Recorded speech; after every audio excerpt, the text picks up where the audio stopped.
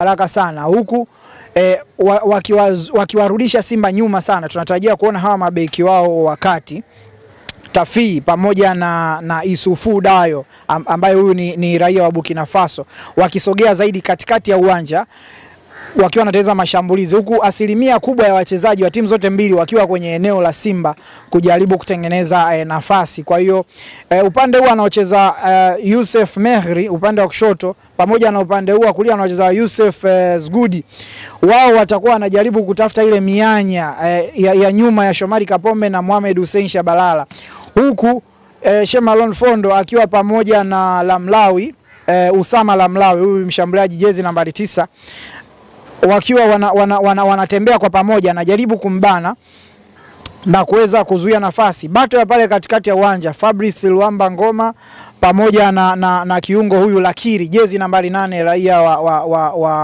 wa Morocco. Kutakuwa na ile bato ya kuwania mpira pale katikati ya uwanja. Kwa hiyo natazamia mpira utakuwa wa design hiyo, lakini Berkane watakuwa tunasema cautious, watakuwa angalifu kidogo, sio kupanda watu wote bali wataacha baadhi ya watu nyuma kutokana kwamba Simba watakuwa wanacheza counter attack. Sasa katika counter attack unapoacha watu wawili nyuma, Simba wakipanda mbele, Elim Panzu, Jean Chalea huwa pamoja na Steven Dese Mkwala, tayari hilo ni tatizo kwako, tayari unaweza ukaruhusu goli. Kwa mchezo utakuwa design hiyo. Okay, mchezo utakuwa design hiyo, pressure itakuwa ni kubwa kwa pande zote mbili, lakini mimi natamani kujua kwa dakika zile 45 za kipindi cha kwanza na 45 za kipindi cha pili, unahisi labda ni upande gani ambao utakuwa na pressure kubwa sana kwa 45 za kipindi cha kwanza? Endapo itaisha suluhu, nani atakuwa na pressure kubwa zaidi na kwa nini, na advantage itakuwa kwa nani zaidi? Ya mchezo ukienda suluhu mpaka mapumziko, ina maana RS Berkane watakuwa na pressure kubwa sana, kwa sababu lengo kuu la RS Berkane ni kumaliza mchezo Morocco, kupata magoli mengi kama walivyopata magoli 4 dhidi ya Constantine kwenye hatua ya nusu finali mechi ya kwanza, na kuweza kuja na ushindi mkubwa hapa nchini Tanzania.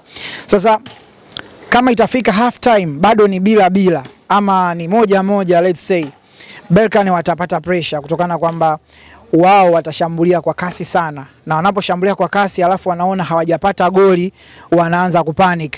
Kwa hiyo bila half time Berkane wakienda vyumba vya kubadilisha nguo, tayari kocha ataanza kulalamika, kwa nini hamjatumia nafasi hii, kwa nini hamjatumia nafasi hile, kwa nini wewe ulichelewesha mpira pale, kwa nini ukupiga pass kule, naomba kipindi cha pili mrudi kwa kasi, muongeze kasi ya mchezo muweze kupata magoli. Lakini Simba kwao itakuwa so far so good, bila mpaka half time, so far so good. Wataanza kupongezana, bwana kazi mlioifanya vijana ni nzuri, kipindi cha pili twende tuimarishe hapa, tuimarishe pale, tuweze kuziba